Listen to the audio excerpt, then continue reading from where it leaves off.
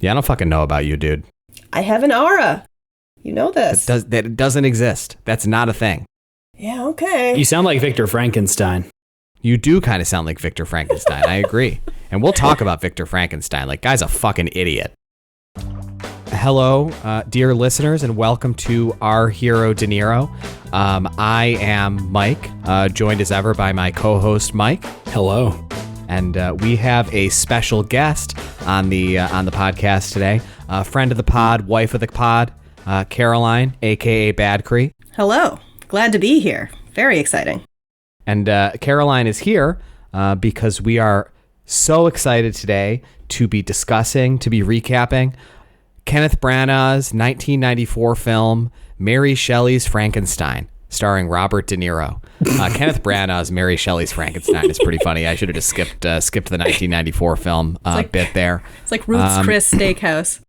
So Caroline is here in the first of what I'm sure will be a recurring podcast, format over the next couple of years, because as I hope our listeners all know, because it would be really embarrassing if somehow you didn't, this film is an adaptation of an incredibly famous classic novel, and so Caroline is here as our literary consultant to discuss the literary dimensions of this film, how it is as an adaptation, some information about the book itself and its author, the titular Mary Shelley. And so we're really excited to have Caroline here to join us today. I'm excited to tell you some trivia. I love trivia. I love knowing about it. Yeah, here we all are. Well, maybe for context, it would help, Caroline, do you maybe have any sort of education or degree that might lend itself to your role as a literary adaptation specialist? Yeah? Like what? I do, in fact. I have a master's degree in English with a concentration in creative writing, but I can still talk about books. And that's great.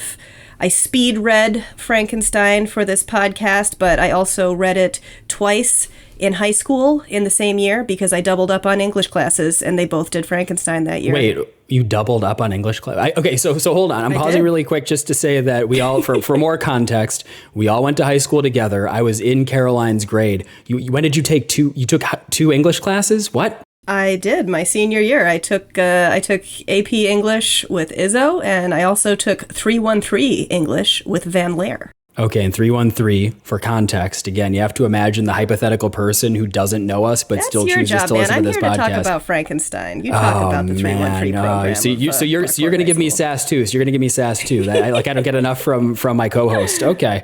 You were taking college English, but they still made you take high school English, even though you were like at a college level. That's crazy. No, they didn't make me. I just wanted to. I really like English. Okay.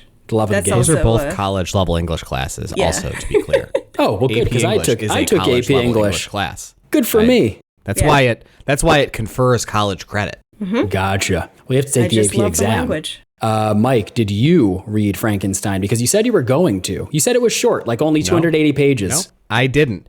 And I am so excited that I didn't. Yeah, why? Because just to give some preamble for this summary, turns out I knew nothing about what Frankenstein was about. I think that I thought that my just pop culture awareness of Frankenstein had given me some level of knowledge about the story, but literally everything that happened in this movie was a surprise to me. I knew nothing about the story of Frankenstein, and I didn't look up anything about the book today. And about 10 minutes into the movie, I told Caroline I didn't want her to tell me anything during the movie about how it was diverging from the book. So I actually don't know anything. So everything Caroline says in this conversation will be news to me. I know nothing about Frankenstein. I know nothing about Mary Shelley. And so I'm excited to hear this all for the first time here live in this discussion. That's great. Mike, do you know anything about Frankenstein? Just what I've absorbed through cultural osmosis. Obviously the Boris Karloff version of Frankenstein is the most famous from the early 30s. Man, you talked such a big game about reading Frankenstein, huh? I know myself. I knew I was never going to fucking do that. I know neither of you were going to read it. I have read, though, to be clear, significantly more than 270 pages since I said that. I think I've probably read about 600 pages of books since I said that. Have you read any books this week? No, I guess I was too busy reading academic journal articles for my master's degree. Are you working on a master's degree? Interesting. No, I don't have a master's degree. Two master. Well, one master, one, One master in progress. So I'm like, right. Is there like a role in Star Wars between Padawan and Jedi Knight? Because I feel like that's where I'm at right now. Or I guess Jedi Master. I guess I am the Jedi Knight. And you're the Padawan. Mike's the Padawan of this podcast in many ways. But I'm excited for him to lead the recap today on Mary Shelley's Frankenstein. So hang on. I want to know. So like you said, you know stuff about Frankenstein that you've absorbed through cultural osmosis. I thought I knew stuff about Frankenstein that I'd absorbed through cultural osmosis. But I really want a baseline, like where we are coming into this conversation from vis-a-vis Frankenstein knowledge, because I know by reputation that this film is the most faithful adaptation of Frankenstein in film form. So like, what was all this story new to you? Like all of this was new to me. No, most of it was, I just knew a few of the major beats, but I don't want to. Right, like I knew the major beats. Like I'm sure the same things you're talking about, but okay.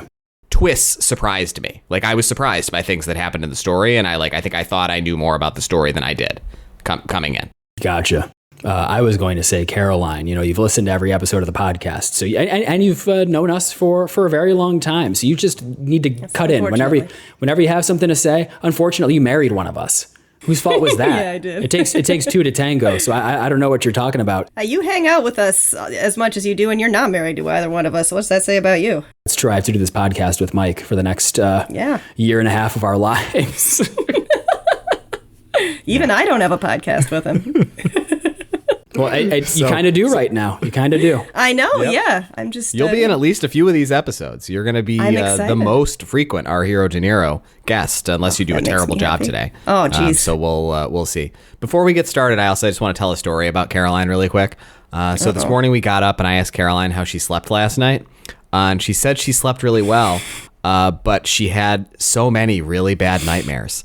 And I got her to admit that it was because of watching Frankenstein last night. So Caroline found this movie scary.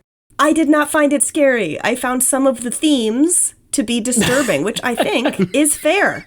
Death? You heard of it? The world's oldest horror story. Oh, my God. So let me give a little bit, because there's no way to talk about this without acknowledging it.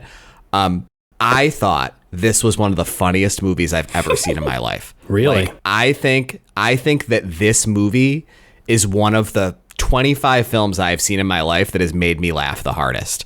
There in particular is a scene in the middle of this movie that might honestly be the funniest scene I have ever seen in any film in my life. It's definitely my favorite scene from any film we've watched for the podcast. Wow. So far for the first time. And I mean, I know it's not meant to be a comedy, obviously, but I don't think it's very successful as a horror film, which is why it's so funny that Caroline found it funny enough, or found it scary enough to have nightmares. I've also been reading the book. I actually did read the book, so I've also been reading the book. I think that if you see this as a comedy, it's like it's one of the funniest movies ever made. I think it's incredibly funny. There's so much to laugh at. What a joy to watch it with you last night. Yeah, I really enjoyed watching this movie. I had a really nice time. So let's get into it. Yeah, you don't want to add any context about like the box office or anything, or no? Sure. You don't think that'd be relevant in a discussion about the movie? Yeah, I don't know. It's the kind of thing that you mentioned. It's not really of interest. I think it's the kind of thing that like somebody wants we to should mention every episode, as we have every episode. You don't think that like for a film recap podcast, it's important to like contextualize how it performed at the box office? Okay. So this film was a moderate commercial success. It grossed 112 million on a budget of 45 million, and it was not a critical bomb, but certainly not well received critically. It's a Roger Ebert 2.5 star, I think, right? 2.5 star, and it has a 41 on Rotten Tomatoes.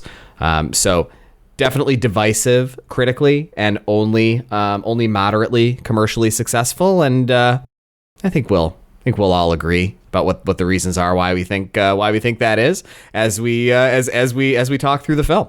It's great, man. That was a good job. Took him 12 minutes to say anything about the actual film. Another thing, just for context here, is that Caroline took the notes, but I did give her instructions throughout the notes to make sure she included funny things that I said during the movie, and so I'm excited to recount those here today. Oh, I really can't wait to hear this. Yeah, some of them were pretty funny. I laughed at them when I was reviewing the notes. You had her take notes for you. Yep. He Well, did? she was going to take notes anyway. Yeah. So, yeah. Okay.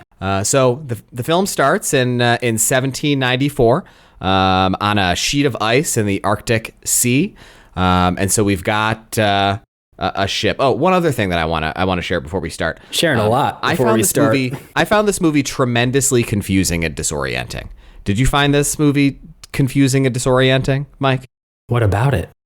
I feel like there were, especially in the first act, I was really frequently confused about like who the specific people were and how much time was passing during scenes. Like in particular, there's a moment early where like Victor is a baby and then he grows up and he's like an adult reading his like science textbooks, but his mom is there and they have not aged her up with makeup at all. And so I was like, what is happening in the timeline of this film? Like there's so much about the way that it's structured that I think is really disorienting to the viewer. Did you find this film disorienting? I think structurally, I didn't like that it jumps back in time. 1794 on a sheet of ice in the Arctic Sea. So we've got this captain, and his ship is in a very bad situation. I'm not sure, honestly, exactly what was happening in the scene prior to them colliding with the sheet of ice. But they do collide with the sheet of ice, and people die, and the ship is, like moribund and like, I don't know, just beached on this glacier, I guess. And the captain's first mate is like, you're going to have mutiny on your hands. And the captain's like, no, we're going to keep going, even though this voyage is going really, really badly, because I spent all my money on this voyage and I'm really determined to do whatever thing it is we're doing. And I still don't know what that is, just so you know. Like, I don't know. Probably like, probably trying to do what the people on the Terror were doing, like finding the Northwest Passage or whatever it was they were looking for. Okay. There you go. Thanks. Thanks, Caroline. So the ship is trapped, and as the captain is kind of like walking around outside, he hears the wail of the creature, Frankenstein's monster, from off in the distance, and man comes out of the mist. He's all cloaked and looking really creepy and weird. And you know who that man was? It was Kenneth Branagh. Wow. Yep, Kenneth Branagh is here. He directed this film, by the way, and also plays Victor Frankenstein. And he tells the crew they have to follow him with their weapons. And they say they won't. And so they bring Victor inside, and they're helping him to get kind of defrosted. He's really frostbitten. He's not doing well. And he tells them that they need to listen to him talk about his story, because based on, like the captain's like whole deal and like the situation that this crew find themselves in, he just thinks that it would be of value to them to know what his passion for some like misdirected thing that he wanted to do with his life has created for him. And so he goes on to recount his life. And to Mike's earlier comment, now we flash back to when Victor Frankenstein was a baby.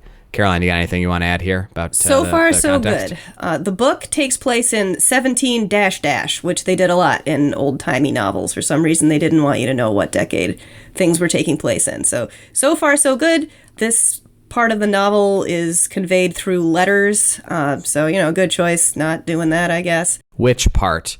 The frame story itself, the entire or the frame flashback story. we're about to? The frame story. Yeah, the entire frame story is told by I think like the first mate or something, to his sister.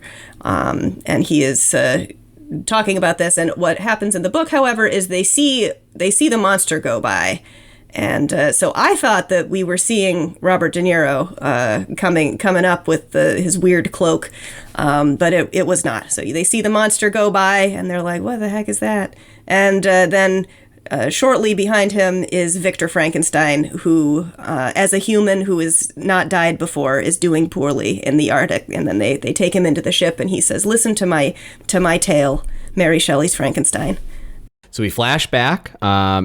Victor he's a little boy. He's playing with his mom, And it's just like the world's happiest family, right? They're dancing around in their like ridiculously gigantic room. Like this like room that's like, I think it's like one of the only rooms that you see in like the Frankenstein family house is like the most absurd like room I have ever seen depicted in a film. Like it's just their home, but the ceilings are like literally like 35 or 40 feet high. The room itself is probably like half the size of like a school gymnasium. And there's this absurd staircase that like winds up the like somehow like curved edge of the room, you know, up like at least 25 or 30 feet, but doesn't have any kind of banister or anything. And so they're very happy. They're dancing around in this ridiculous room. There's a roaring fire in the fireplace, and some lady, like I think his aunt or maybe something, is like playing the piano, and the door opens and Frankenstein's dad comes in, and he's got this little girl next to him, and he's like, oh, her parents are died. Her mommy's dead and her daddy's dead. He says it like a really weird way. So we're going to adopt her now, and she's going to be your sister, and you need to love her and take care of her.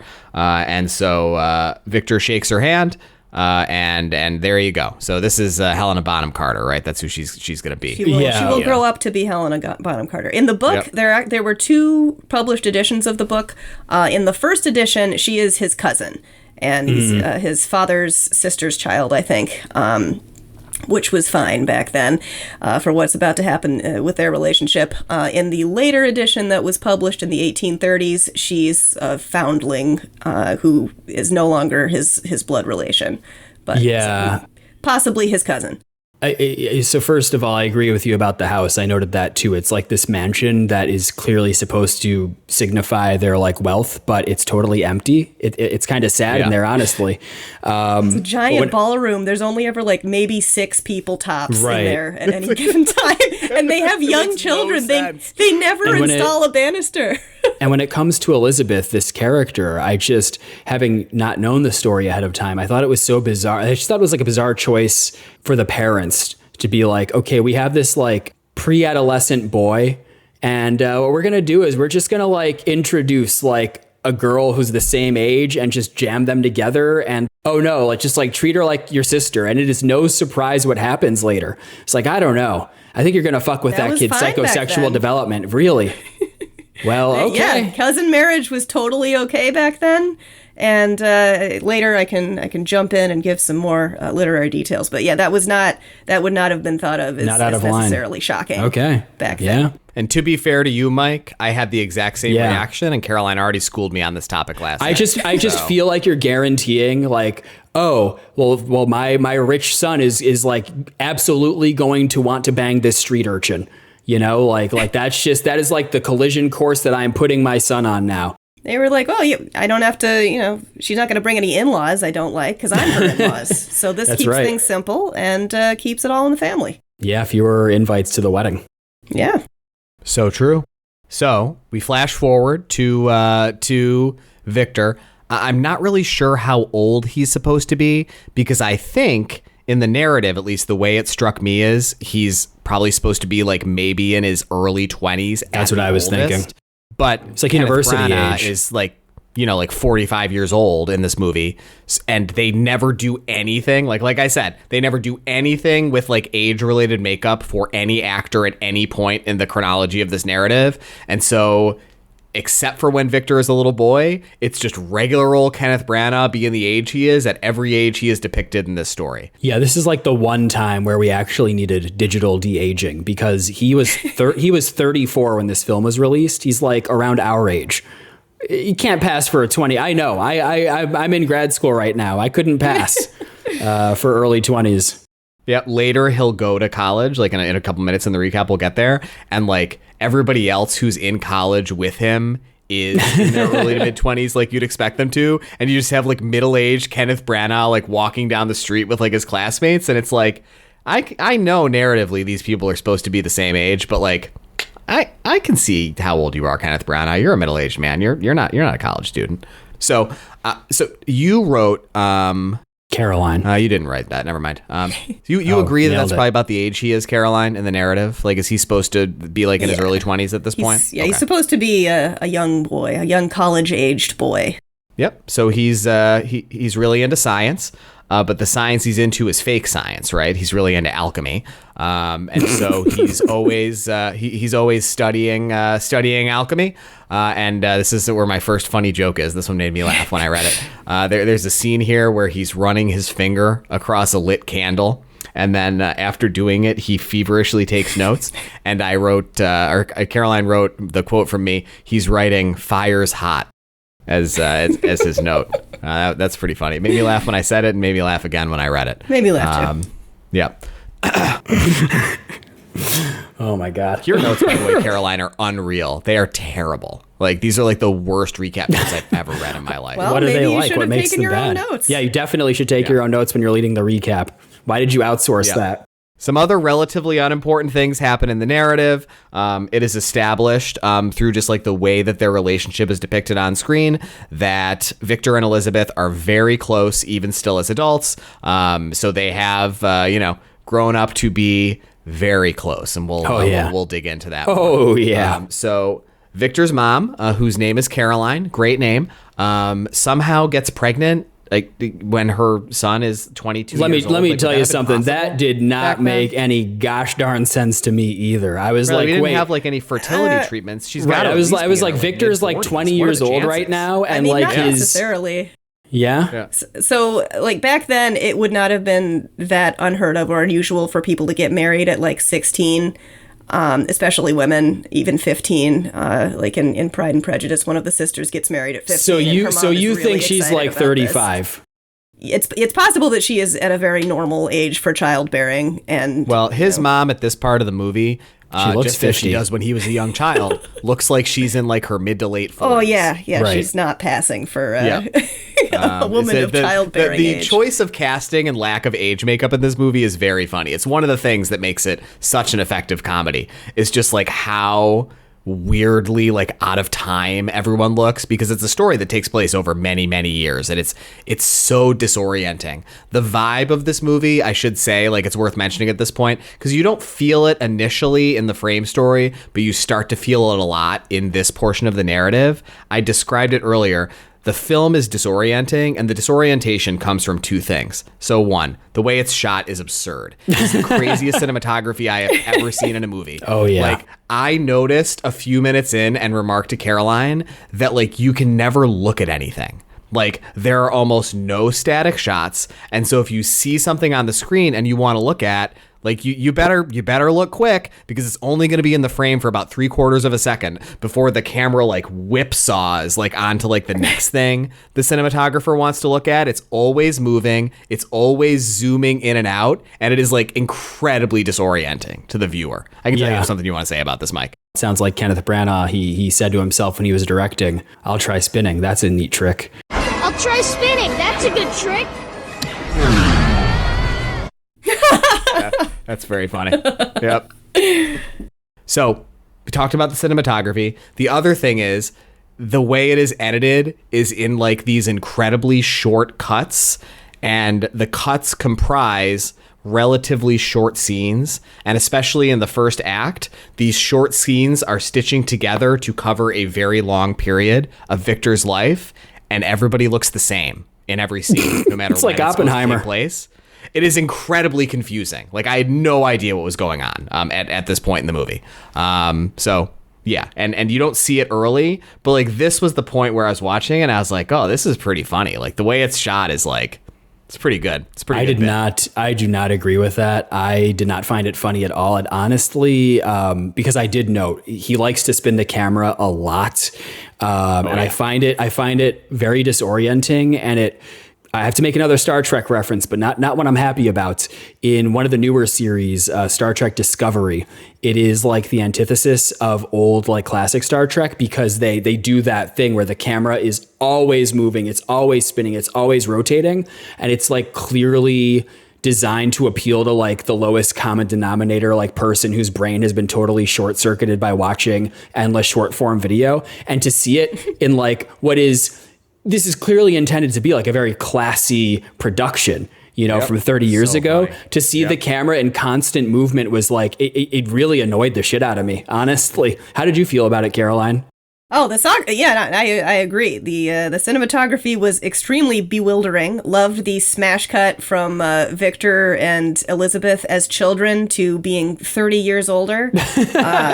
Which, to be fair, in the book, basically he says, oh, then my dad brought home this girl and said, you shall be best friends with her and she'll be your sister. And, maybe you'll get married someday, whatever, that'll be fine. And so we became very close. And you can imagine how much I grew to love her, and we were as happy as can be. And then I grew up, which you can kind of do in a book, but in a movie, it's a little more bewildering. We could have used a montage or two, and we did not get that. And there are so many conversations that are not really you wouldn't be spinning around with like a whatever they used instead of drones in the 90s. Yes. to frame these conversations. And it's sometimes they're moving too, so it's like a walk and talk and also a spin and a walk and a talk, and it's exhausting. You find this funny? It's so funny. I did not. It is. It's just it's like I'm laughing very thinking good. about it. No, it's funny to think about. It's like conceptually funny that they made those creative choices, but I think the actual act of watching it, I found like just like disconcerting more than anything. I did not like it. I did not like it as a creative choice. no, it wasn't a good idea, but it was is hilarious. no, it's funny. So. It's just like it's funny that Kenneth Branagh thought that was a good idea. Yeah, it's really fascinating. And another thing that I thought about while I was watching this, and you and me talked about this a little bit during the Joy episode, about like aligning like tone with subject matter. The Frankenstein's not funny, right? No, like it's not like a lot of comedy. It is like it's like tragedy with a capital T. Like it's a really dark, fucked up, horrifying story about like really heady themes, to Caroline's earlier comment, like death and stuff. And like, the cinematography is comedic. Yeah. And so it has this like incredibly like stark tonal inconsistency with the subject matter of the story that is incredible. It is incredible to behold. Like it's and there's a section of the film where it stops doing it for a little bit, which I'll talk about when we get there. And I was like, oh, it's changing. Like, okay, I get it. Like, as the story becomes heavier, the cinematography is also like becoming more muted. But like, no, that was just like a random 10-minute segment that wasn't like that. And then he goes back to it. Well, the like, camera operator he was tired, so he had to take a break. Yeah, right. Stationary from doing the it's just like his handheld the entire time. Yeah. Okay, so Victor's mom, right, this is what we were talking about 25 minutes ago when we were still doing the recap. Victor's mom is pregnant again, and while she is pregnant, she contracts some kind of illness or something, and so she dies during childbirth, and Victor's little brother is born. What's his name? Will? Is it Will? William. She doesn't contract an illness. She just dies during childbirth. Like is that all it was? Yeah, she bleeds to death. And so it's just like a normal childbirth death. Yeah, gone wrong. At one point, the father, who seems to be delivering the baby, somebody asks her if she should be saved or if the baby should be saved, because they're not both making it out of this. And she says, save the baby. And, should we save the baby or the 55-year-old woman giving this miracle birth? Sorry, she's 36. Okay. Sorry, 30. Okay, yeah, okay, sure. Anyway, then you see the father do something with the knife, and she screams horribly. So it's implied that he kind of soft murders her to save the baby, which he is able to do. In the book, this is not as interesting a scene. She just, gives birth, but is going to die, and calls Elizabeth and Victor to the bed and says, you really should both get married. It would bring me great joy in the afterlife to know that the two of you could, be both brother and sister, cousins and husband and wife. I would really like that. And then she dies. So they goosed that scene a little bit. Goose suit, old circus term. Yeah, so this is an incredibly important scene, right? This is the genesis for Victor Frankenstein's like radicalization. And so I should say that there's something that I don't think has really been apparent in my recap so far. So I'll just say it explicitly. We are shown that Victor Frankenstein is like a real mommy's boy. Like he like loves his mommy so much. They're still so close even in this later part. And so he is like shattered by his mom's death. And he gives this like, this like really weird speech about, like God, where did I see it? I saw it in your notes. Well, it's in this scene, whatever. He gives this really weird speech about how like he's going to like go off and discover like a way for like no one to ever have to hurt or die. And it's like, it's because his mom died. Like that's why he's doing all of this stuff that's going to happen in the film. Note 2G, no one need ever die, which I wrote was a rather ham-handed way of explaining Victor's motivation for the rest of the novel. There it is. Yeah, no one need ever die. Beautiful writing, powerful stuff. I mean, it's literally... So now everybody's really sad. It's literally just Anakin Skywalker in Episode 3 of Star Wars. He's just like, he lost his mom, or he's going to lose Padme or whatever. Now he's like, I'm going to become a psycho freak. The dark side of the Force is a pathway to many abilities some consider to be unnatural. Yeah, you kill Yinglings. Crush Yinglings. It's going to be us this summer, man. Now the family's really sad. But there is this really weird scene in this part where Victor and Elizabeth are like doing this like weird like water gun like squirting fight, and I made another joke here about this being water sports. But you can tell in this scene, right? They're falling in love, right? There's a budding romance between adoptive brother and sister here. And so there's another person in the family named Justine who will be important later, but I don't think it's really ever explained like who she is or why she's so important. It is very unclear she's like a caretaker or something, like a nanny or something. Yeah, she's a maid. She's like a maid, a house servant who's been with the family for many years and is close in age to Elizabeth and Victor. So she's also very close with the family. Next important scene that happens, we've got Victor, this Justine lady, little kid William, and Elizabeth. They're like in the house or a house, I can't remember where it was, during a storm. And this is the moment where Victor and Elizabeth profess their love to each other and have their first cousin slash adoptive sibling kiss, which is very, very of its time. And Victor says he's got to go off to college.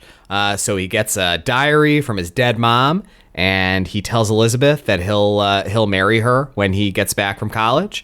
And Caroline wrote a quote here that I don't even remember hearing, but it is pretty funny. How do brothers and sisters say goodbye before kissing again? Which is like the incredibly weird thing to put in this film. Is that in the book? No.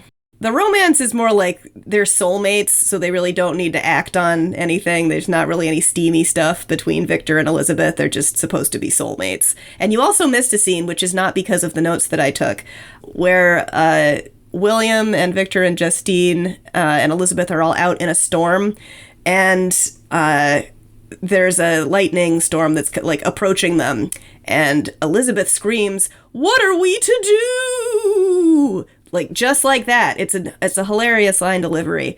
And so Victor, like, busts out this, like, lightning repellent kit that he apparently keeps on him at all times. And everyday carry. They make... Exactly, everyday carry.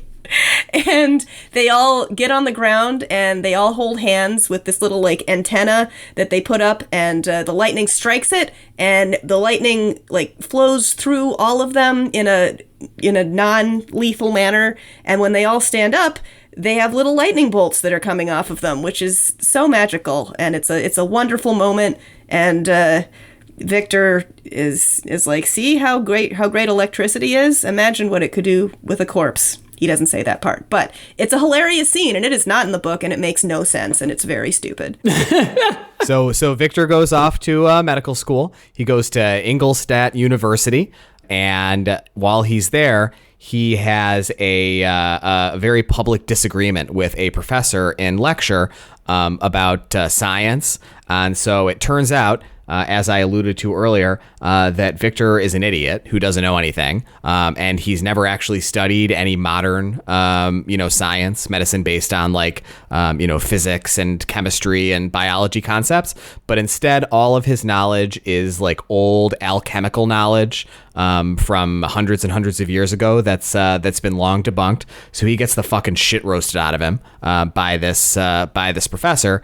And then later on, we see a scene that he's still still believes all this stuff, even though he got his shit rocked by this professor. And we see this, like, this is probably the closest thing the film has to a montage, actually. This, like, series of scenes of him, like, having screaming matches, like, with, like, his classmates and, like, his professors about, like, whether science is real. But in this scene, it is montage. It is revealed that there is a professor at the school who has some, like, arcane sympathies, like some sympathies like for this alchemical science, and so this guy becomes a very interesting character in the film. And so Caroline wrote something here in her notes, and I'm just going to say it out loud, and I want to see if you felt this way about this, Mike. So about this whole like Victor not believing in science and only having studied alchemy thing, Caroline wrote, Mikey is completely confused because this is not clear at all. Seems like a rich boy would have had access to the best science textbooks. Did you also find this confusing? Like, why is he a dumbass? Shouldn't he have had access to good education in his life? Well, it's not lack of access to education that's the problem, right? I think he just went off the deep end. Okay, so you think he's just like a conspiracy nut, basically, like essentially, yeah. Like he argues during this scene that you're talking about. He says that he argues that we don't know where life ends or death begins, and I'm just like, sure we do. We did back then too. I don't think it's that hard to figure out. Like. He's like, I think he's like totally off his rocker. What's that? Right, but he's radicalized in the scenes where the arguments are depicted. Right. But how did he become radicalized? His father is a physician. He would have had access to this information when he was growing up. Like, you know, this wasn't like the current day where it's like you just go on YouTube and if you let the algorithm pull on you too hard, you're going to get radicalized. Like, but wouldn't, due to his privilege, wouldn't he have access to like more educational resources? Like, I'm sure he could have like, yeah, sure. What are we agreeing on? He could find books. He could find books about these dark arts. Did you find this confusing? No, like, I think he'd have much more of a chance of like being able to access that information back then as a rich boy than as like some normal peasant or whatever. He had like the time and freedom to like go down this crazy person wormhole. I think what's really crazy is that he was fucking accepted into medical school. What did he write his essay on? I want to cheat death. I'm insane. I mean, I think back then he just had. I also want to bang my adopted sister. Oh man. So in the book, he says that as a young boy, he was very curious and got his hands on some Agrippa and Paracelsus and some other ancient guys.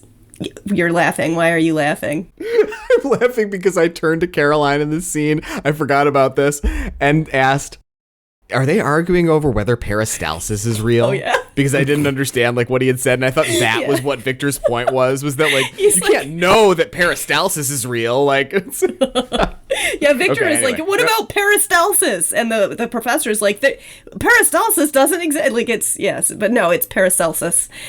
So he was drawn to those books because they're interesting, and it's kind of cool to think that there might be something more to this life. So he just devoted all of his time to learning about that.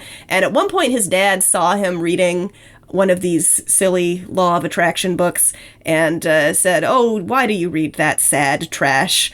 And Victor says, "I thought my dad was just being a boomer about it, and I didn't know he meant that it was sad trash because it had all been disproven. And if he had taken the time to tell me why he said that, I probably would not have gone down the road that I went down. But he just dismissed it, like he dismisses all of the rock music I listen to. So I assumed that he didn't have a good reason for doing it, and I doubled down." Yeah, his dad enters young Victor's room without knocking, and Victor covers up the arcane science books with pornography. He's like, "Oh no, I was looking at a Playboy, I swear." No, I was studying phrenology, I swear. It's just full length like pullouts of his adoptive sister. Oh yeah. All right. So there's two important characters we meet at this point, right? I've already referenced one of them. So this is the like professor with arcane sympathies, right? Waldman. And the other person we meet is this guy named Clerval, who becomes Victor's best friend at school. And Clerval's thing is he's kind of a dumbass. Yeah. So I think that he and he and Victor become friends because they're the dumb people in the classes for different reasons. Like, right, Clerval is a dumbass because he's just dumb. I just don't think he's like very smart. I don't think he's cut out to be a doctor. Victor Frankenstein is obviously very smart, but he believes like stupid things that are anathema in the science community, and so they're like outcasts, and they become best friends. And so they develop this really close relationship with this Waldman professor, who's kind of like, reluctantly like helping Victor to dig into these things, and he has done the specific types of experiments that Victor wants to do, amalgamating different parts of the human body, using different chemicals and electricity to reanimate dead things, but he refuses to give Victor access to that information, because there was something about the experimentation that he was doing that he felt was bad. Like it should not be trodden, this ground. He is getting really into doing these like vivid dissections of like of human brains, but Clerval doesn't like it because he's like a little bit squeamish, and Professor Waldman shows Victor all this stuff that he has in his like weirdo lab. So he's got this like reanimated monkey paw that's hooked up to electrodes, and so he can like press one electrode against like another electrode or something, and it like makes the monkey's paw move in different ways. And hey, real quick, yep, sure. Do you think Waldman ever uses that to give himself a stranger? I don't know. He shouldn't. So Dr. Waldman also does work in a clinic that is vaccinating people, I think for cholera, right? That's the epidemic that was going on at this point in history. And so he's vaccinating people. And here in this moment, we get our first Robert De Niro sighting. Mike, did you note what the timestamp was when we first saw Robert De Niro? Of course I did. I take my own notes. We get our first De Niro face reveal at 39 minutes and 20 seconds. So we see De Niro, and so De Niro plays the creature, Frankenstein's monster, in this film. But the first time we see it, he's playing this crazy guy who's an anti-vaxxer. And so he doesn't want to be vaccinated by Dr. Waldman for cholera. And so as whomever is restraining him and trying to force him to take the vaccine pushes him toward Waldman to be inoculated, I don't know what he used to do it, but he uses some implement to stab Waldman in the heart, and Waldman dies. And so this is the second person in Victor's life who is like incredibly important to him, who has died earlier than Victor was ready. So they hang Robert De Niro's character, whatever his character's name is, doesn't really matter. He's just some guy in the story for 5 minutes. Like he's just like a guy. They hang him, and now Victor is more. He has stronger conviction than ever that he has to do his crazy experiment to like create life, because now he wants to do this still intellectually, but it is specifically now a vehicle for him to resurrect Waldman. So he steals Waldman's brain. He steals Robert De Niro's hanged character's dead body, and he fuses them together into the body of the creature, Frankenstein's monster, and concocts this like absurd, method by which he is going to reanimate life that involves, I can't even say it out loud without laughing because it's so funny, that involves completely submerging the body in amniotic fluid. So there's this brief scene of him collecting amniotic fluid from pregnant women in asylums whose water is breaking before they give birth, and he fills this vat with it, and he puts the monster's body into the vat, and then he's going to electrify the vat of amniotic fluid to reanimate this horrendous creation that he's made. Tell us what he uses to electrify it, Mike. Lightning, of course. He uses electric eels. It's a Rube Goldberg machine powered by electric eels. Yeah, you see the electric eels, but I really think it was just lightning, right? Like he does it during a lightning storm. That's kind of unclear. Like he releases the eels, and then like you see electricity coursing through things. Okay. I think it might have just incidentally been storming that day. You're getting ahead of yourself, and this is the most important part of the movie to me. So Okay, I want right. to control the way that we talk about this part. Control the Before narrative. we get into this, everything that we have talked about up to the scene of the reanimation itself, anything about the book you want to share? Any germane diversions in the plot? Yes. In the book, basically this scene, Victor says, I found out how to reanimate dead stuff. I will not tell you how I did it. The reanimation is not depicted, so this is Nope. a Kenneth Branagh creation? That is a Kenneth Whole Branagh plot? original. Mm-hmm. Okay. So, the reanimation scene is one of my favorite scenes I have ever seen in a movie. I rewound it and watched it a second time. I could not believe how funny it was. So, let me try to describe it. Yeah, please do. It is incredibly long.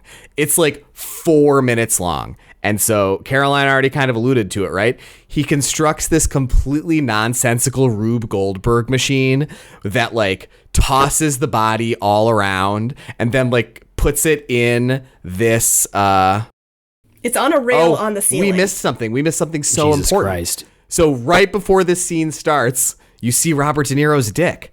We have to Yes. mention this. That's I right. didn't notice. Yeah, right before this scene starts, Victor is trying to wrestle the monster's like lifeless body into whatever position it needs to be in to start the Rube Goldberg machine, and like it is just actually Robert De Niro's naked body. And so you see a couple of pretty clear shots of Robert De Niro's penis. You do. And I never knew that he did on-screen nudity. I wasn't aware. Totally it's missed dimly it. lit. Like it's not, it's not like you got to be looking for it. I had to rewind it several times to pause it, like just Yeah, enough you were looking for his dick. I had to know whether it was true. I didn't want to see first dick say, sighting on I didn't want to the say we had our first Robert De Niro dick sighting and not like have been sure that it was true. Zoom, enhance, zoom, Oh, enhance. actually, I think this part happens. It happens like immediately after this part because they're slipping and sliding. Remember? Maybe you're right. Yeah. Well, whatever. Doesn't matter. So the scene of the reanimation itself. It starts with this shot of the body in this like metal like net rising up into the air very quickly, like while the camera like kind of zooms and follows it. And then for some reason, the body ends up like in its like little net, like on this rail up on the top of the room, and it's like careening all over the room for some reason, but it isn't doing anything. But like the way it's shot is like it's like really important that the body is doing this stuff, and Victor's like running through like the lab and he's like hitting all these switches and like pressing all these buttons and doing all these things, and like it takes so long, and then the body like drops down into the vat and the eels are released. And there's like so much more stuff that happens in the scene. It is like 4 minutes long, and the music that's playing during it is like this like really weird, like upbeat, like I'm Like trying to think of caper what it music. reminds me of. Yeah, like caper music, exactly right. Like it's like caper music, like really weird, like upbeat, like kind of like orchestral caper music. Like, oh, this is like so exciting, this like silly thing. Like this is like the reanimation. And the way that it's shot is like everything we've described about the cinematography and editing of the movie, but it's like 5 times as intense as it ever has been up until this point. Like the music is swelling, Victor is running, Kenneth Branagh is sweating. He's so stressed out. He is shirtless, by the way. And he's shirtless. He takes Yep. the time to take his shirt off before he does this. He's so stressed out about like this like seemingly totally pointless shit he has to do to like do the reanimation, and like the camera is just like it's flying through the air and zooming and spinning and panning like wildly over everything that happened, and like oh my gosh, I love this scene so much. Like if this was meant as a joke, it's like one of the funniest things I've ever seen on film. He just wanted to make that. Yes, Like it's like he wasn't adapting like anything from the text or anything. It was just like this was Kenneth Branagh's lunatic vision of like what Frankenstein's reanimation would have been like, and that makes it like so much more insane. What was he thinking when he made this movie? This movie's I have crazy. no idea. Like, it's, like, doesn't another make any thing, sense. Yep. another divergence from the book is there is a professor in Ingolstadt who is sympathetic, or more sympathetic to Victor, being a fan of stupid science, but he's just some professor. Victor just wants to reanimate a corpse for extra credit. He's just doing this for himself. So that's the Waldman character. You're The saying Waldman he's not so character. important in the. Yeah, in he's the not film. important, Gotcha. and he is not murdered. He isn't. His brain is not in the monster, and it's also unclear to what extent his brain being in the monster even matters. So it's we never really see Waldman again in any form. So at this point, the entire narrative becomes much simpler, right? So I'm going to be very succinct. I think that what's important in the story is fleshing out like the absurdity of the way all this shit is set up. And like actually the second half of the movie is significantly better as a film. And so I think there's ironically like kind of less to talk about because it's less absurd. So now the monster exists, right? The monster is alive. I think Caroline's right. So as I was referencing earlier, they wrestle at this part and you see Robert De Niro's dick. So this is the first Robert. You're still on that Robert scene? De Niro. This is the It's first. such a long scene. Jesus Christ. This is The the first wrestling Robert De scene. Niro penis sighting of our hero De Niro. You mentioned that 5 minutes ago. No, idiot, you weren't listening. Caroline corrected me that it happened after the reanimation Sorry. scene. Okay. I'm listening and I'm learning.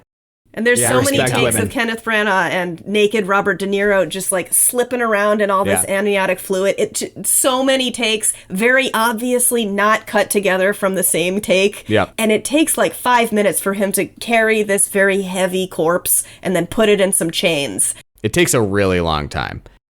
So now the monster exists, but Frankenstein is like, he's kind of horrified by his creation. So the monster reaches out and he wants to like make a connection with him, but Frankenstein is so terrified of what he's done that he rejects the monster. And so he leaves the lab, he leaves the monster in the lab, and he goes out and he collapses from cholera because he has contracted cholera. And so he just like disappears. And while he is wherever he is convalescing from his illness, the monster escapes from the lab, and the monster's like a really sweet guy, you know? He's Robert De Niro in like some really fucked up makeup, like made up to look really big, but you can kind of see that it's Robert De Niro's face through the makeup. They don't put the prosthetics over his mole, which I thought was cute. I, not knowing anything about Frankenstein, did not know that the monster was eventually going to become like extremely eloquent and well-spoken. And so at this point in the movie, I was like, why did they cast Robert De Niro in this role? It's like, what was the point of this? Like, it's like, he just vaguely looks like Robert De Niro, but like, I don't think this character is going to talk at all. So like, what was the point of this? But he will talk. He will talk. And like, it's a good Robert De Niro performance once he is actually like performing the role in some kind of meaningful way. So the monster escapes and he's just like walking around town, like, and he reaches into a stall to get some bread, and the proprietor of the stall sees him and is terrified, and somebody else sees him and calls out like, oh, he's the one where all the cholera is coming from, or something to that effect. It's Mr. Cholera. Yeah, it's Mr. Cholera himself. And so the angry mob chases him through town, and he's almost killed. And so he manages to escape from town on a rickshaw, basically. So I don't remember exactly how the stuff was all cut together. It doesn't really matter. While this is happening, he escapes on a cart full of dead bodies. So it doesn't matter where this is shown in the narrative, but while all this is happening, Victor is recovering from cholera, and so what's his friend's name? Clerval. Clerval. So Clerval's there, and he's helping nurse him to health. And when he awakes, he's like very upset, and Elizabeth has come to see him, and she says like, no, you like have to come back with me, or like something like that, and he's like, no, and he rejects her. So she leaves, and then we cut back to the creature, Frankenstein's monster, and he's escaped from town on this rickshaw, and he jumps off the back and goes to this family farm, and I don't really understand, like he like gets in and like he hides in the wall, I guess. Did you understand like what the mechanism was by which he was like getting in and out of this wall he's hiding in like during this part of the movie? I think it's like the stable, and when they're in the stable, he like hides somewhere else, and then okay, yeah, so he wasn't I think in he the lives house. in the He was in stable. like an outbuilding. Okay. Yeah. And so this is a later part in the film. It's the only other part of the film where the chronology is like incredibly disorienting to me. So I think we're to understand, right, based on how the character develops during this time, that this is supposed to be months that he's like hiding in this stable, but like I don't think that's the way it's shot and edited, honestly. Like the whole way this is structured is like totally mystifying to me, and like why they thought any of this structurally was a good idea. So the monster is hiding in the stable, and he's doing like little things for the family. Like we can really tell at this part of the movie, like Frankenstein's monster is like a really nice guy, like he is so horrifying and disgusting that everyone is terrified of him. But he's actually like a sweetheart. He just wants to have some friends. So he's doing nice things for the family. He hears them talking about how they're worried the ground is so cold that they're not going to be able to get enough of their like root vegetables harvested in time to have enough to eat for the winter. So he uses his gargantuan Robert De Niro strength to pull all the root vegetables out of the ground, and they just like wake up and find all their shit harvested. Just like stuff like that. So while he's in the wall, he's listening to the family talk, and that's like helping him learn. And he's teaching himself to read using Victor's diary. And as he teaches himself to read, he's reading the diary, and he becomes aware of the manner of his creation, right? And right around the time when this is happening, he finally gets up the stones to like go and interact with a member of the family. And the member of the family whom he interacts with is this blind elderly, probably grandfather in the family or something like that. Yep. And this is the first person who's ever nice to him because he can't see him. So they have a really nice conversation. And like I said, he talks now. He's very eloquent. He speaks very well. And he explains to the blind man that like he's really a nice guy and he just wants to like have some closeness to any other living thing, but everyone is so horrified of him that they try to hurt him when they see him. And so just as they're having this conversation and he's finally having a connection with another human being, the family comes in and tries to kill him because looks like a monster. Imagine being so ugly that people just want to like attack you with like physical violence. We can talk about this at the end, but let's talk about it now. You guys think this is realistic? Like, do you think anybody could actually look this ugly, like even 250 years ago, that would be the reaction? It's like, 'cause he's pretty scary. Like, he's like this weird amalgamation of shit that's like all stitched up and whatever. But like, is he so ugly that literally every person who could see him, to your point, would like not only react with disgust, but react violently, aggressively? Like, I don't know. Is that realistic? I'm not sure. I think that in the movie's universe, we are to understand that there is a cholera epidemic going on. Communicable diseases are a really big deal. Syphilis can mess up your face, and that's not a thing you want people to have if you're in a crowded city center. So if you see somebody who looks messed up, they may have some kind of disease. So I can see people like shunning them in some kind of way, but he doesn't necessarily look like he has that. Like, he looks like he's been horribly injured and then inexpertly sewn together with a fish hook, which seems kind of mean. And the cholera epidemic is, I think, more or less over or winding down at this point, and the family does not like him. I think that in the movie there is some confusion because he first interacts with the family because a debt collector comes to the door and tries to extort the grandfather for money and starts poking him with a stick. So he kills him and then is talking with the grandfather, but the little girl doesn't see that part. And when she goes to find her parents, she says that like a large man is attacking grandpa. So when they come in and see him with the grandfather, they assume that he is the large man who was attacking grandpa. And he also looks really scary, and he's way too big for, he's not a regular size. So they just automatically think that he is up to no good, and they attack him, which he does not have the emotional maturity to give them the benefit of the doubt for, which, it's okay. He didn't have a dad. Yeah, I just kept wondering the whole time, how does the monster smell? I bet he smells crazy. That is very bad. Right, that is a thing, right? Because I was thinking about that as well. Later on, especially when you see the reanimated Elizabeth corpse, which we'll get to in a few minutes, she really looks like she's rotting. You know? So I was thinking about this in that part of the movie. I was like, oh, he probably smells putrid, which I'm sure contributes to the reactions people are having. The grandfather doesn't say anything about it, though. The grandfather's very that's true. Right? Yeah, that's true. That's interesting. And he also fields his face and says, oh, you poor man, like you have been seriously injured in some way. No reason for me to think you are a reanimated corpse, though.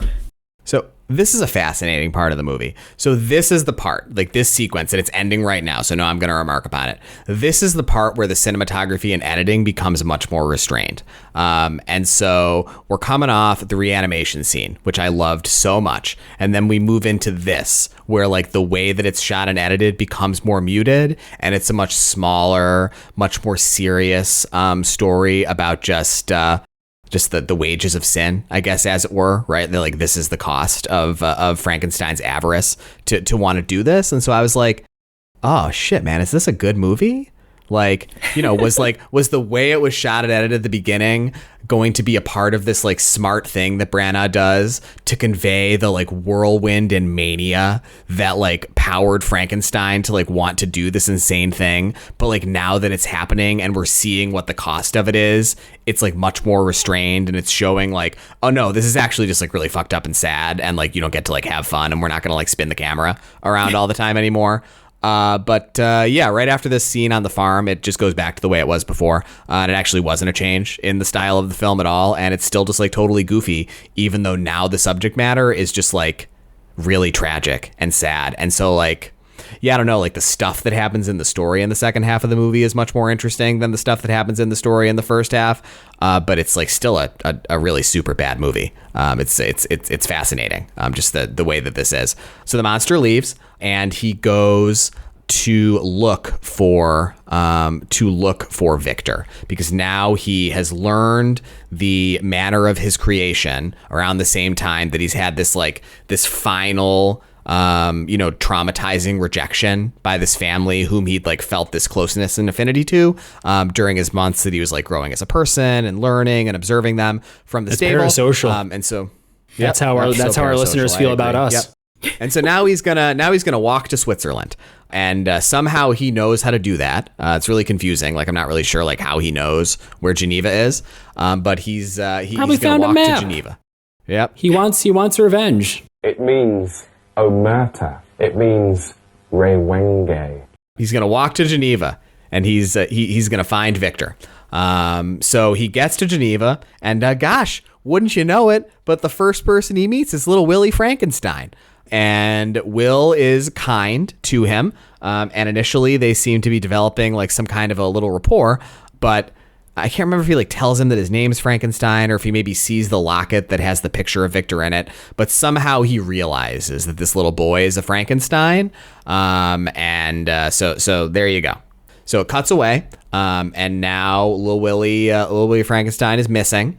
And so Justine goes out, she's looking for Willie. And they find him, and it's his corpse, and he's dead. The monster killed him. And I just want to remark on this scene as well, because this is like another fascinating time where, like, much like the age makeup, they completely neglected to do anything to show something that will be described in a few scenes. In like 5 minutes from now, they are going to say really explicitly how brutal the killing of Willie by the monster was, and that he like squeezed his neck so hard that his like head popped off his body. But when Justine walks back with him, he like looks like he could be alive, and he's actually fucking moving. Alive. He like the actor who plays him is moving, and his body is like completely unscarred. And then in a few minutes, they're like, "Oh yeah, it was such a brutal, horrific killing." And it's like, did you watch the edit? You didn't think you should maybe like either take that dialogue out or go back and maybe reshoot that scene to include a mangled looking body? Like, it might have been too graphic, man. Because I imagine the way they described it, like. The monster like was like eating edamame, just like popped it right off. God. And I want to be clear. I am specifically referring to Frankenstein's monster as De Monster, as in De Niro. That's how I wrote it in my notes. D Monster. I like that. Pretty good. Yep. Yeah. Oh man, we're having fun. Oh, I just realized I've been calling him the wrong thing for the whole movie. It's not the creature, it's the creation, isn't it? Why haven't you corrected me, Caroline? You read the book. They never call him the creation in the movie. That's what he's called in the book. They call him a bunch of things in the book. They call him ugly. Oh, do they? Well, I'm just going to call him monster, Frankenstein's the abomination. Monster. Like Doesn't matter. I'm gonna call him okay. De Monster. So it is revealed in short order that the monster has framed Justine for the murder by planting the boy's locket on her. And so an angry mob like comes to their house. This scene is horrifying, by the way. An angry mob like comes to her house and like drags her up to like the top of the what's the place where you hang somebody called? There's a word for that, like the platform. Gibbet? The gibbet. Pillory? Sure, not the pillory. Neither of those things. Is it not a gibbet? I thought it was a gibbet. I don't know. Well, whatever. There's a word for the platform from which somebody is dropped when they are hanged. They take her up to the top of that platform and they wrap the noose around her neck. And this all happens so quickly. I was like, man, this is really striking, like the way this is depicted. It all happens in like 5 seconds. They throw the noose around the neck and they throw her off the side and her neck snaps and it's horrifying. And I was like, this is one of the few like actually affecting scenes in the movie. Like this is like arresting the way this scene is shot. I agree it was affecting, but she drops so far this is actually when I thought to myself, her head and body would be fully separated. Right. She would have just plopped right on the ground. Yeah. Did that give you nightmares, Caroline? Now 2 members of Victor's family. Mike's not allowing you to respond. And in the book, this is pretty accurate. In the book, Justine does go through a trial, and Victor is certain that the monster did this, and that he hears that William has been murdered, and he's like, it's the monster, which at this point in the novel, it's like, really? Why would you think that? It's been, like 2 years since you abandoned this creation and then never heard from it again. But he is so convinced that it's the monster, he decides just to not tell anybody that it's probably not Justine. And so she goes on trial, and it looks very bad for her. There's a lot of incriminating evidence, and Justine is eventually, I think that it looks like she might be acquitted, but then she admits to the murder because she thinks that will help her get off, and because she admits to it, they execute her. But Victor does not tell anyone about the monster, and that is part of why he is a bad person, because he's ashamed that it was really his fault, and he is afraid that people will like him less if they know that he, reanimated a corpse that later killed his brother, and so it's a little bit his fault that Justine dies, although I don't know who would have believed him if he had said, oh, no, it's the corpse that I made in my spare time when I was at college. Definitely walked to Geneva and did this. I appreciate all of the context that you just provided, although I was jokingly asking you if that scene gave you nightmares. Jesus. You couldn't hear it because Mike was just barreling ahead. I was just looking at the notes. I didn't notice that Caroline was trying to talk. You never notice when I'm trying to talk. Anyway, so now the monster comes to see Victor, right? They have their first conversation, and the monster and Victor have this conversation where the monster explains the way that he feels. I'm sorry, I'm looking at your notes because I think that, I don't know if I agree with the way you've ordered this, Caroline. This isn't how I remember it. Didn't his commitment to make him a partner happen before they go into the mountains together, or was that after? No, what happens is after these horrible things happen, the monster appears and says, go to the mountains, we're going to talk this out. And then he does that. And they have this talk in the mountains where the monster says, you were a terrible father, and if I had a girlfriend, I wouldn't kill people. So some incel stuff there. And that's when they have their conversation. Right, but then does he almost make him the girlfriend? Yes. That's after the mountain. Yeah. So then they go back into the mountain before the frame story happens? Are you sure about this? So. I don't think they go into the mountains twice. So then how does the frame story happen? The frame story is in the Arctic. Completely separate. It's in the Arctic, not in the Swiss mountains. Okay, so I don't think I understood this. So how did he get to the Arctic? At the very end of the movie, he follows the monster to the Arctic. Yeah, it's like a totally separate trip. Goes. Sure. Okay. They're just two cold places. They're two separate things. Yeah. Okay, clearly, I did not understand that at all. Okay, so let's start this part over. Cut all that out. Okay, so the monster comes to see Victor, and he says, "Hey, here's the situation. I don't feel like my life is very good, and I think it's your fault for how you did make me. And you need to go with me into the mountains, and we're gonna duke it out." So they do that. Victor goes out into the mountains, and he does not wear a very warm coat, but he does wear these really strangely modern looking ice climbing boots, and just scales apparently just like not even wearing a coat, like with boots in his bare hands, this mountain that must be like 150 feet high. Like it's absurd. Climbs the Matterhorn. Yeah. He's like vertically scaling a mountain. It's very impressive. Right. Yeah. I shouldn't even say a mountain. Like it's like a cliff face. He's like vertically scaling a like icy cliff face. Almost. He's free soloing for you. Yeah. And when he gets up to the top, out comes Robert De Niro. And he pushes Victor. Robert DeMonster, sorry. He pushes Victor down this ice chute. This is another very funny shot. Like, why was this like ice chute there? He just like pushes him down it, and like silly music plays, and like the camera like chases him like down the ice chute, and it's like a totally insane shot. Like, he just points to the mountain from like 400 miles away. Meet me there on that mountain, and somehow he picks the perfect place, which not only is exactly where the monster is standing, but is like at the perfect angle for him to shove him down this like little ice cavern, so they can talk at the bottom. It's very special. So he pushes him down the ice chute, and then he goes down, and he explains, his thing that he needs. So he is going to kill Victor and everybody he loves unless he makes him a girlfriend, basically. He's like, no human being is ever going to love me because I'm too horrifying. And so you need to make me, another freak creation, who will actually be able to bear to look at me, and then I won't be alone, and I won't kill you and everybody that you love. And so now we get, the teasing of another reanimation scene, but it's not going to happen here.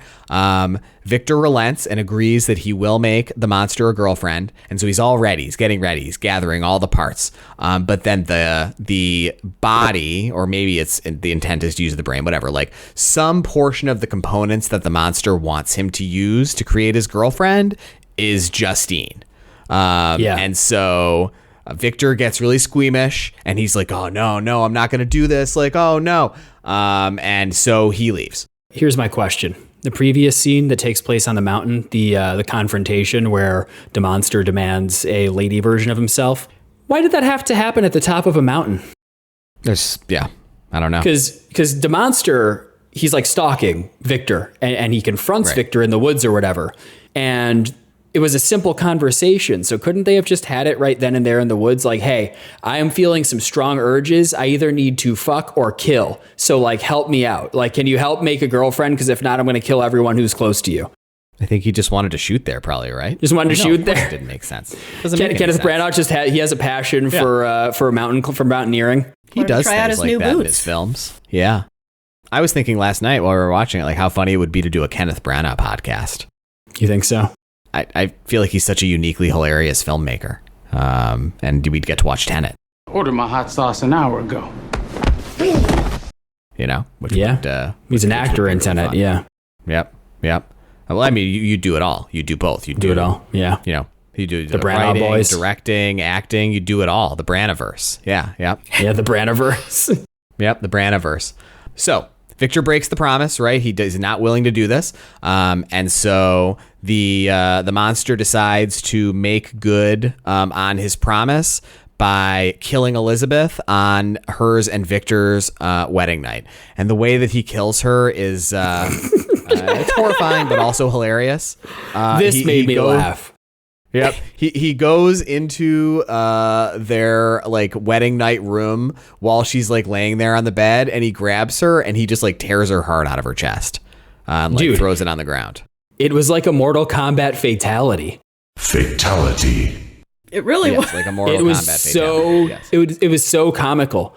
And I want to know what it is about this alchemical process that Frankenstein used to create new life out of a freaking corpse that somehow gives the monster super strength. Because one, I think death and that sort of decay, I think makes muscles less strong.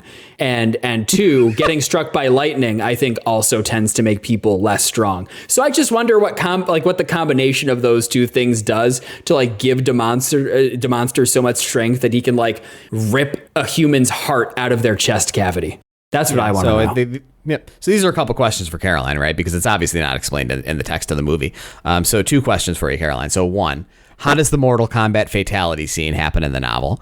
And two, is there anything about the mechanics of the monster's super strength that is explained in the novel?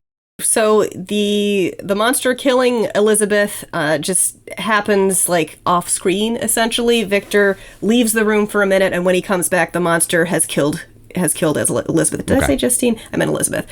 So there is no heart ripping out, and also he was not compelled to use the body of Justine. He was putting together a female body. He visits different like charnel houses, etc., to get the various body parts that he needs. That only takes a couple of sentences, and he almost finishes her, and then he's like, nah, this is too weird, I'm not going to do it after all. And the monster says he'll visit him on his wedding night. Makes good on that promise, and there is no explanation for the super strength. He just is super strong, because of course he is. At the time that the book was written, galvanism was being explored. So like restoring motion to things using like electrical impulses. They didn't understand it very well. So it was kind of like, well, what can't electricity do? Maybe it would give you super strength. We should also keep in mind that this is essentially the first sci-fi novel ever written, which is awesome. And so Mary Shelley is sometimes known as the grandmother of science fiction. Good for Mary. So there also wasn't like, an oeuvre of corpse reanimation stories that used technology that she could draw from. So yeah, it just makes you super strong, because why wouldn't it? It's electricity, and electricity is magic. Yeah. I mean, I think that it makes sense thematically, right? Because like the point is that the monster is supposed to be horrifying, and what's horrifying about it thematically is that it's like a physical manifestation of like Victor's manic like weakness of character, that he's like so stupid and so like just like besotted with like his grief over people he's lost that he just like commits his life to like doing this really dumb thing. But it doesn't make any sense mechanically. I agree. You would think he'd be weaker. He welches out on the promise, right? Because it's Justine's body, and so the monster kills Elizabeth, and he is so horrified by Elizabeth's killing that he decides he has to reanimate her corpse immediately. And so we get a slightly truncated but still way too long, reanimation Rube Goldberg machine scene that's shot and edited in the exact same way that the first one was, of Victor reanimating Elizabeth's corpse. And this is fascinating to me. It's really interesting. So Elizabeth's corpse comes out, and we saw her corpse when she died. Like the only part of her that was damaged was her chest from the Mortal Kombat fatality. But for some reason, she comes out much more fucked up than the original monster did. Like she has like these chunks out of her head for some reason, even though there was no damage to her cranium, like in the method of her death. Like, what was up with that? So I think what happened is immediately after he kills her, there's like a tussle, and then she like face plants on the corner of something, and also her hair catches on fire, which we do see her afterwards, and like most of her hair does not like burn. They're able to put the fire out before she goes bald, and it like scalds her scalp. But yeah, her face like smacks into some hard stuff, and apparently like her eye pops out and whatever, and so he has to sew her back together again, and she looks gross.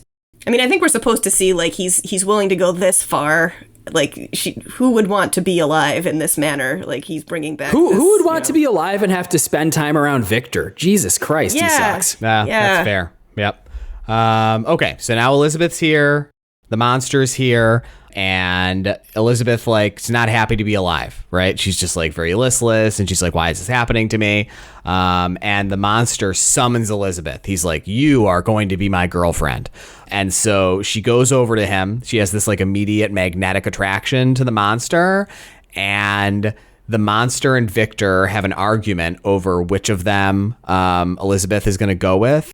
And she's like so horrified by it seemed in the way it was depicted on screen by the argument that they're having that she just decides to kill herself. So she starts herself on fire and she burns to death. The end. So there you go. And the whole like lab like explodes in this scene for some reason. It's like very dramatic, like the way it's depicted on screen. But somehow Victor and the monster are both totally fine. And so now the non-frame story is complete. So now we're back to the frame story, right? So Victor's there. He's Well, I'll interrupt you to talk about the Elizabeth scene. So in the book, he strangles Elizabeth on their wedding night, and Victor is devastated, and that's it. And he pursues him into the Arctic. He does not reanimate Elizabeth. There isn't the weird scene like from a film about a dog where the two owners call the dog and try to get them to come to the one that he loves. Here, more. Elizabeth. Here, girl. I have treats. And exactly. And there is no dramatic explosion of the laboratory. It's just Elizabeth is dead, and that's enough. Okay, so back to the frame story, right? We're back in the Arctic, and Victor explains to Walton that he's on this voyage to find the monster, and then he dies of pneumonia. And so the monster comes upon them. And he finds that Victor is dead, and he weeps over his body. And the captain asks, why are you crying, buddy? And the monster says, he was my father. And then the monster like floats out into the ocean on what looked like a pretty flimsy piece of ice, and starts himself on fire and somehow burns to death, instead of the flimsy piece of ice he was on immediately melting and falling into the water and the fire being doused, which is obviously what would have happened if that actually happened. And the monster is dead. And that is the end of Mary Shelley's Frankenstein. There you go. Yep. So what'd you guys think of this movie? Caroline, I think it would be great if you started. I loved it. I thought that it was a delight to watch. I respected how true it was to the text. It did make some revisions, and it goosed it in a few places, which is, I think, understandable. But clearly, Branagh had so much fun making this, and I had a lot of fun watching it. It was a terrible movie. So many stupid decisions were made, but it was a joy to watch, and I feel blessed to have been there for the first De Niro Dick sighting. So wow. Yeah, what's your star rating? Well, on Letterboxd, I gave it a 2.5 because it's just not really a good movie. But I did give it a heart. I would see it again. I would, think of some kind of drinking game to play with it. It was a lot of fun. A really fun, schlocky, bad movie. A lot of really big set pieces. And the eel-powered Rube Goldberg machine was chef's kiss. Worth the price of admission. Incredibly funny. I agree. Yep. What about you, Mike? What'd you think of this movie? 2.5 from Caroline. Okay. Yep. I thought it was a fine movie. I didn't think it was bad necessarily. There were certainly some creative choices that I didn't agree with, but overall, I kind of liked it. I give it 3 out of 5. Wow. Okay.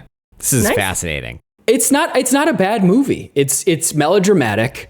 It's a little goofy, but I thought it was pretty good at being like a then modern, it was like an adaptation of this old story. I thought it was, there was a lot to like about it. It had charm. Do you not agree with me, Mike? Okay. What do you think? No, I think this movie is terrible. Really? I love this movie. I loved it so much. It's one of my favorite movies that we watched for the podcast. But no, I mean, I think this movie fails at almost everything it attempts to do. Like, it's not trying to be funny, right? And I think that I would say, like, kind of similar, right? I've referenced this earlier in the recap. Similar to our discussion about Joy, right? It's like, why did you just move your microphone back? I don't know. Why did you just interrupt me to ask that question? You just pushed it back. Why would you do that? Who cares? Why did you interrupt me to ask that question? It's already in the position. Why would you make your voice quieter for the rest of the recording? I'm not moving it back. That's just all I'm asking. That's just all I'm asking. I don't think it needed to be asked. I don't think you it definitely needed to interrupt me.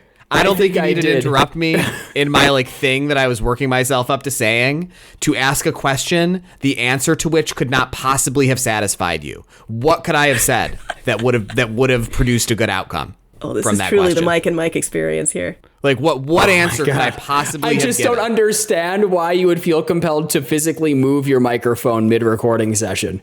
I hope you leave this so that you could make a joke. I'll leave it in. So we talked about this. I referenced it earlier in the recap. And we talked about it a lot during our kind of thoughts on Joy, both through the recap and at the end.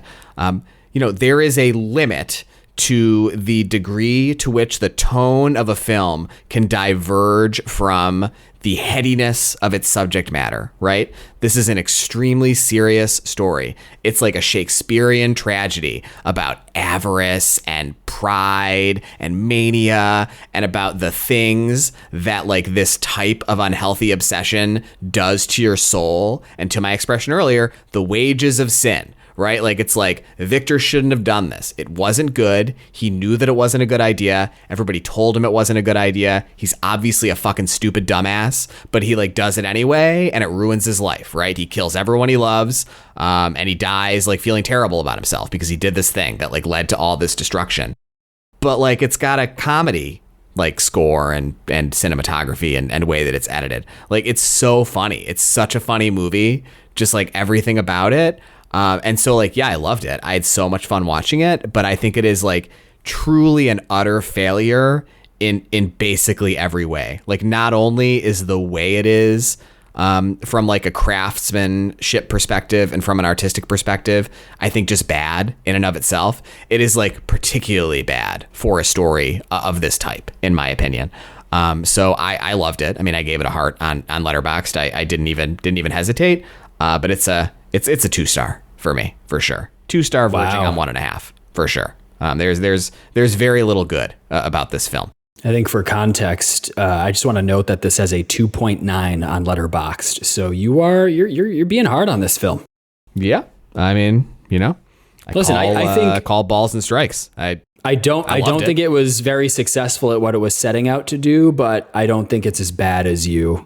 I don't have as many issues with that inconsistent tone as you do, because although I thought it was overblown and like overdone, I didn't find it that silly when I was watching it. Like, I didn't laugh at anything really. Yeah, no, it all seemed very silly to me. You should go back and watch the reanimation scene. I'm not going to do that. So, yeah. Anyway, you guys got a recommendation? Caroline, you got a film recommendation here? I do. I have a primary and a secondary, which I feel like Mike isn't going to. Oh, yeah, you're making a face. Oh, I'm breaking the rules. My primary recommendation. Just, we're almost 2 hours in. You probably only need one recommendation. So cut the one you don't like. I know which one you're going to cut. Out of this easy. Okay, I'm sorry, Caroline. Restart your recommendation. Caroline, let's hear your primary and secondary film recommendations. All right, so the film that I am recommending, that I don't think you should cut, is another film that has a lot of very big set pieces, big feelings, big dramatic things that are happening, kind of schlocky, and it is Guillermo del Toro's Crimson Peak.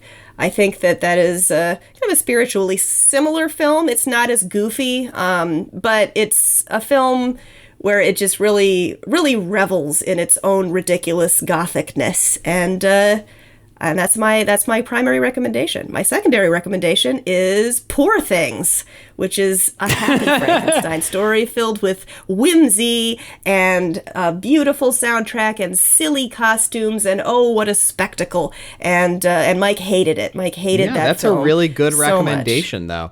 Yeah, and it's funny because I did hate Poor Things, but I gave it 4 stars. So it's kind of like the opposite of this film. Like, it's like, I think Poor Things is a very good movie that I just like don't enjoy at all. Meanwhile, I think this is a terrible movie that I absolutely loved. Like, I would love to watch this again tonight, honestly. Awesome. What about you, Mike? I hated Poor Things too, by the way. I think I gave it 3.5 stars out of this sense of this misplaced sense of obligation because it was a Best Picture nominee. So I was like, oh, it must be good, right? But I actually kind of think it blows. But I do think it's a good recommendation, like when discussing this film. Yeah, I agree. It's a really good recommendation for this podcast. Yeah, so my recommendation is probably the most obvious one that one could make. I am recommending 1992's Bram Stoker's Dracula. I think that this 1994's Mary Shelley's Frankenstein obviously owes a lot to this film that came out a couple years beforehand. Francis Ford Coppola directed Dracula, and I believe his production company produced Frankenstein. But Dracula is in every way a better picture than Frankenstein is. This Frankenstein, to me, it felt like, it's regarded as the most accurate movie adaptation of the original story. And I think it seems like a pretty literal adaptation, whereas Bram Stoker's Dracula, this Coppola film, it's like a crazy, gothic, scary, eerie, like sex nightmare. It's just, it has such a unique tone. And it stars Gary Oldman as Dracula. It has a young Winona Ryder and Keanu Reeves, who I think I think it's like he's legendarily miscast in that film. I think he really is the one thing kind of dragging it down. But I watched it last October for the first time, and I thought it was fantastic. It's in the same vein as Frankenstein, but it's just overall a more successful film. I think that's a great recommendation. I've never seen it, but it is extremely... it has a lot of ties to this film, right? It is the obvious recommendation, to your point. So yes, Francis Ford Coppola directed Dracula. His production company produced this film, and he was an EP on this film and was pretty involved creatively, just so you guys know. So there is like a degree to which this is kind of a Coppola picture as well, in addition to a Branagh picture. And he really wanted to direct this movie, but he wasn't able to do it due to scheduling conflicts in pre-production and production with Dracula. So they are very linked to one another. The strongest effect, for reference, that Coppola had on this picture was he insisted that De Niro be cast as the monster. It was the most important thing to him to produce the picture. Yeah.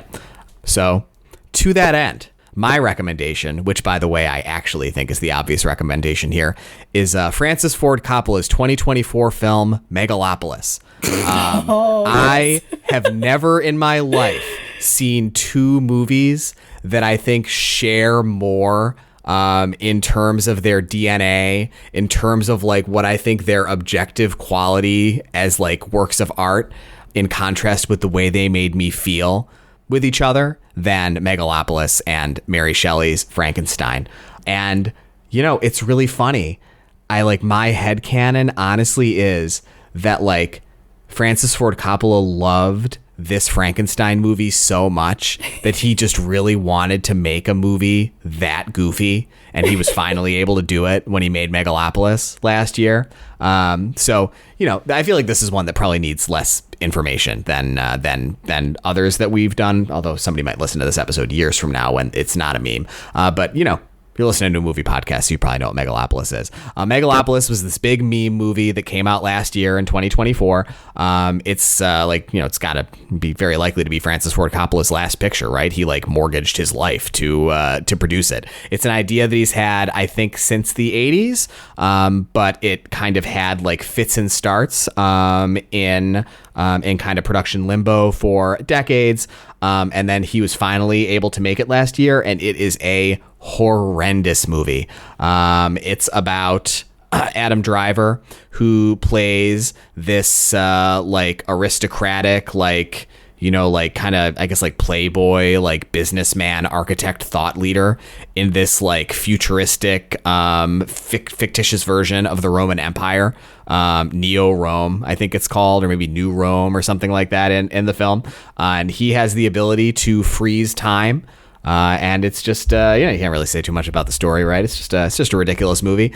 And it too, has, baffling cinematography and, baffling just general creative choices. And I will say, like, having watched Megalopolis last year, I think it made me like this movie more, because what it made me think about when I was watching Frankenstein was, you know, Frankenstein is probably what Megalopolis would have been like if it had been constrained by the need to do physical production, right? Like, I feel like if he had been able to make Megalopolis in the 90s and wasn't able to use just like green screens and a bunch of like shitty CGI, we probably would have gotten the equally absurd looking Frankenstein quality like filmmaking in Megalopolis. But like, I don't know, like I think Frankenstein pretty objectively looks a lot better than Megalopolis does, even with the absurd cinematography and editing.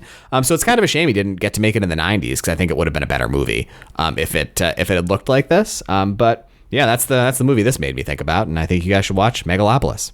These are all great recommendations. I agree.